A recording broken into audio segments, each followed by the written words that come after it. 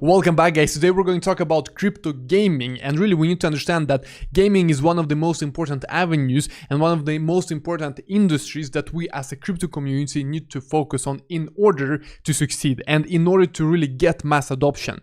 Look at CryptoKitties. Look at how fast they conquered the minds of normies, of people who don't normally play crypto games, who don't normally care about crypto. But once we have a good game, once we have a good application that people understand and people see an opportunity to earn some money in, people will learn about crypto, they will learn about how to use that crypto game, they will overcome all challenges that come with a blockchain application, such as, for example, managing your private key, such as, for example, using MetaMask or Scatter in order to access a decentralized application. You know that in Ethereum you need to use MetaMask, in EOS you need to use Scatter, and other blockchain platforms have their own tools that integrate with the web browser. That is a huge friction, but if the crypto game is good enough, if we can offer a lot of value, the users will not care. They will overcome these frictions because the game is so good.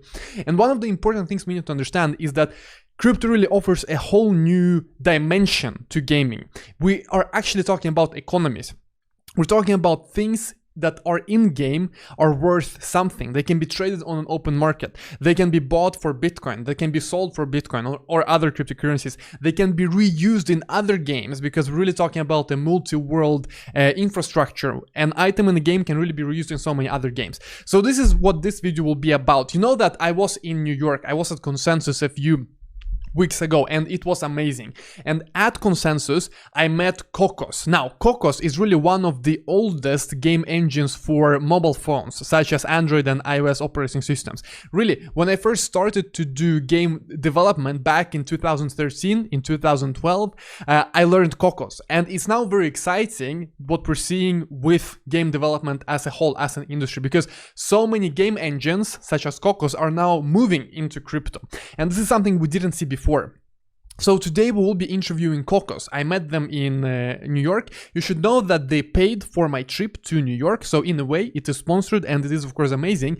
But the reason I really wanted to have them on the channel is because one of my first game engines that I learned back in 2012-13, it was actually Cocos, and I did some iOS games with Cocos, because at that time when you googled, you know, iPhone game tutorial, how to create iPhone games, Cocos came up, and therefore I feel that these guys are doing some interesting things. So that being said, let's get into the interview. I hope you enjoy, guys. Smash the like, smash the bell. I'll see you in the video. Here with Richard Yang. Richard, you are the CEO of Cocos BCX. Now, guys, for all of you who don't know, Cocos is actually a game engine, and it is the biggest game engine for mobile. And when I learned about game programming, Cocos was the first engine I used. This was in 2012, 13, 14, way back. Now, Richard, why do we need blockchain in Cocos? Why can't we just use Cocos as it is without having blockchain division? Yeah, for those of the friends who are familiar with the game development, game engine is something like a translator that you code once, but you can deploy your code on the different devices and platforms. We want to borrow that idea into the blockchain area, which is you can actually deploy your economic paradigm onto different blockchains and like different applications. That's why we built this economic engine under Cocos. What is an economic engine to begin with? For people who only know game development, why do we even need an economic engine? Because in every game, there is an economy. For certain categories of game, for example, the games provide a long-term experience for the users. There is a need for them to transfer that experience onto something like digital assets. Asset is something that we can provide continuous experience to the users. So for those games, their developers might want to use a blockchain mechanism just to actually operate their economic system. What is an example of a simple game that would not be possible without blockchain and without Cocos BCX? I think nothing is impossible, but Magic the Gathering. That's a perfect game that can be further leveraged by blockchain.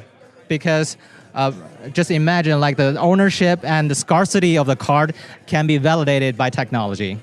And you can get a digital card and eventually sold on Amazon for $30,000 US.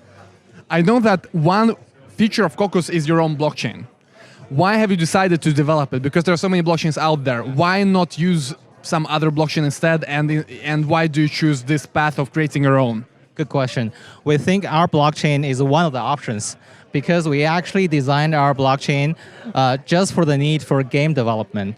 So we have, for example, different attributes that benefit the game developers. First of all, we use DPoS, which is a good balance between performance and privacy and security. And number two, we develop our own token standards, which we enable, for example, collateralize or separation of ownership and user rights. So that's how we design the stuff, and we believe that's very unique for game development.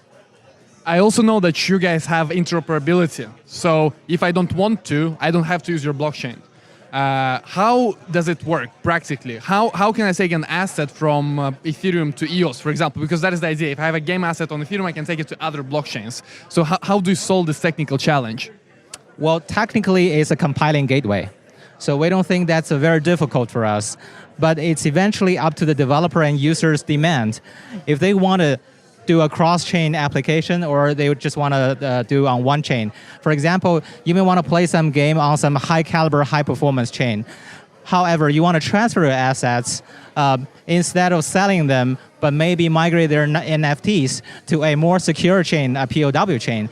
That's one we may be helpful on. Yeah. What is your strategy right now?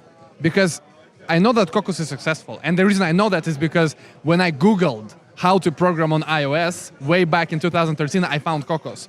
So when it comes to normal game developers, you have reached success. How will you reach blockchain developers? Or how will you take normal game developers and make them blockchain developers? Well, in short, we're trying to build a learning curve and gave the developers and users a gaming experience.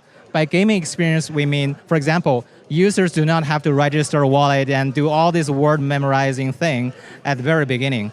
And for developers, we want to provide the ready-to-use tools instead of really tedious Solidity programming. So yeah, that's our strategy. What is the programming language? I need to know. Right now, we support Lua.